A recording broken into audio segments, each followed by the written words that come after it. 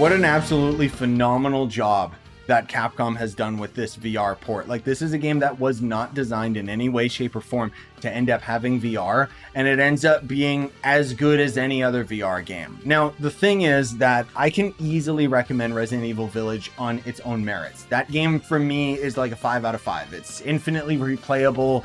The gameplay is extremely satisfying, and New Game Plus allows you to just constantly add new weapons to your repertoire, right?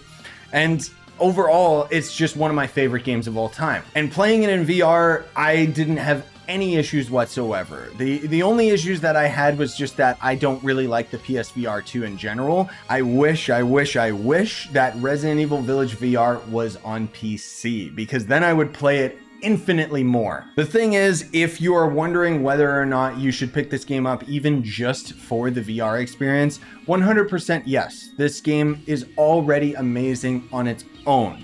However, there are a couple things that were very, very questionable that they did with the port.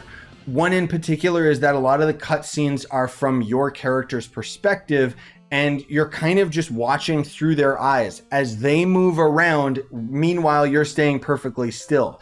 So what a lot of VR games will usually opt into doing is having a screen, like a TV screen almost, in front of you while you stand observing it in VR. And this can rectify a lot of motion sickness and issues that people will have when the main character is animating independently of you yourself. For me personally, it didn't bother me because I don't get motion sick with VR anymore.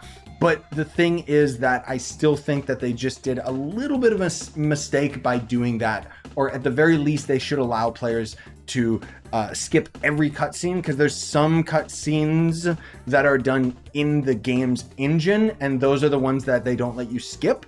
Otherwise, a lot of them you can skip. Other than that, honestly, the only problems I had were technical issues with the PSVR controllers.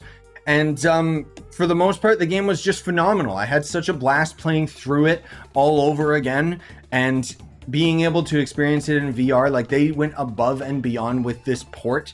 The fact that you can dual wield most of your guns, and you get like a melee weapon at the end of your shotgun, and all these nice little changes that they just added to the game that they didn't need to do, but they did anyways, just really made me appreciate the game so much more. Like, this team is clearly hardworking, and Resident Evil Village VR sets a precedent that every other game that's ported into VR should strive to achieve. Even though I hate the PSVR2, the game itself is what we're reviewing today, and it's a 5 out of 5. It's a masterpiece.